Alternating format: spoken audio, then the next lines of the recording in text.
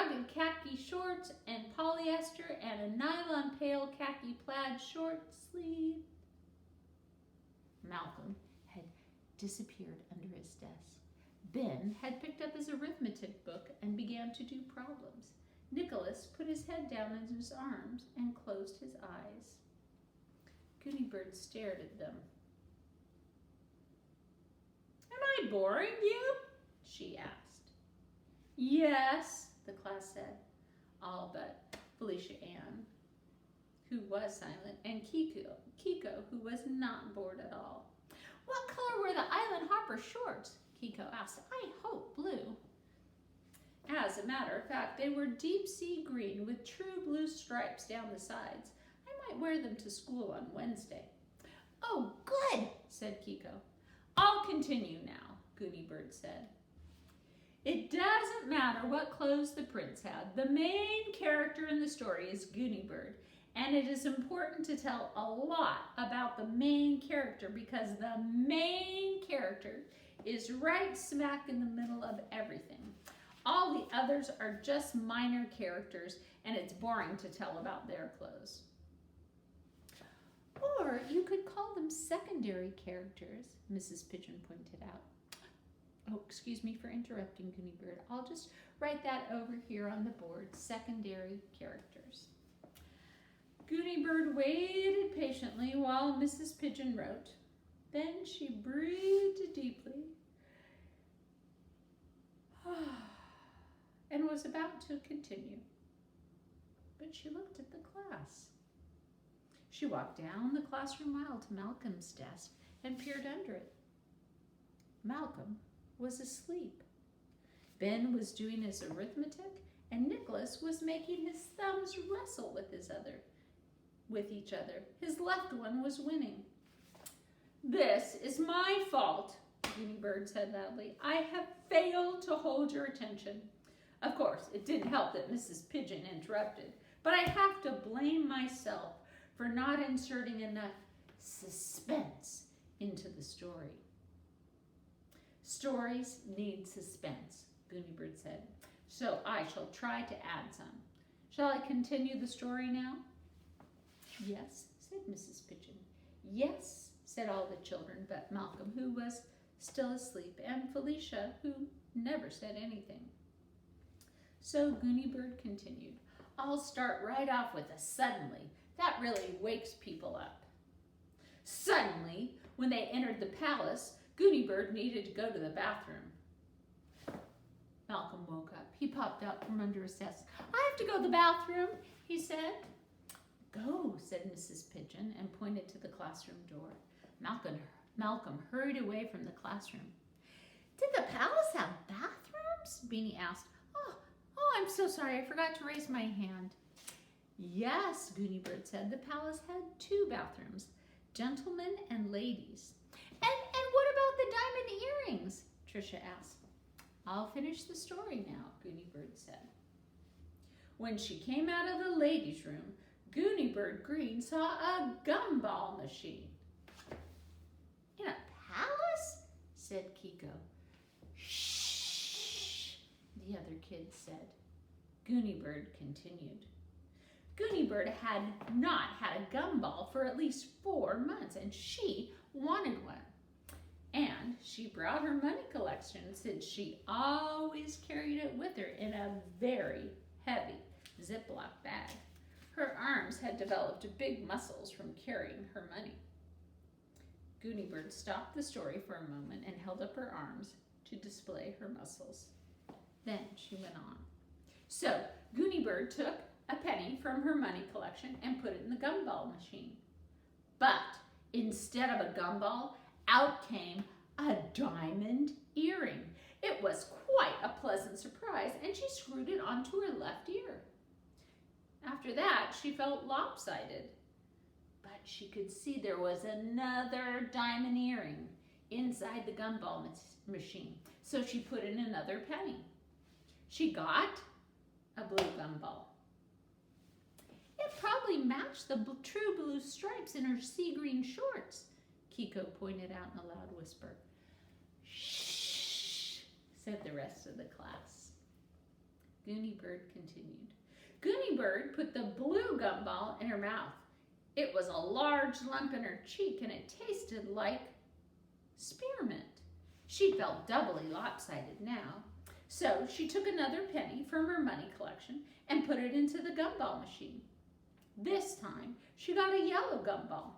So she put the yellow gumball into her mouth and now had a large lump on either side of her face. So her face wasn't lopsided, but her head still felt lopsided because she only had one diamond earring. So she put another penny in and she got a red gumball. She put it into her pocket to save for later. Now her hips felt lopsided. So she took another penny from her gumball collection. This time she got an orange gumball and put it into her other pocket. And now her hips weren't lopsided anymore, but she still had only one diamond earring. Gooney Bird stopped the story and looked at the class. I'm going to jump ahead now, she said. Mrs. Pigeon, is there a word for when the author jumps ahead in the story and skips over some things? Mrs. Pigeon thought about it. When an author jumps backwards in the story, it's called a flashback. So maybe jumping ahead would be called a flash forward. Well, Gooney Bird announced, I'm flashing forward. After 20 minutes, all of the pennies in Gooney Bird's money collection were gone, and the gumball machine was empty.